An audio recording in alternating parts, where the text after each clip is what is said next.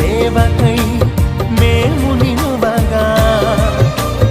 అగ్ని వంటి ఏడంతలాత్మతో ఆశ తీర్చవా ఈ తరములో నీ సేవకై మేము నిలువగా అగ్ని వంటి ఏడంతలాత్మతో ఆశ తీర్చవా ఒక ఆశ ఉందయ్యా నా కోరిక తీర్చయ్యా మా మనవిను యేసయ్యా ప్రత్యుత్తరమిమ్మయ్యా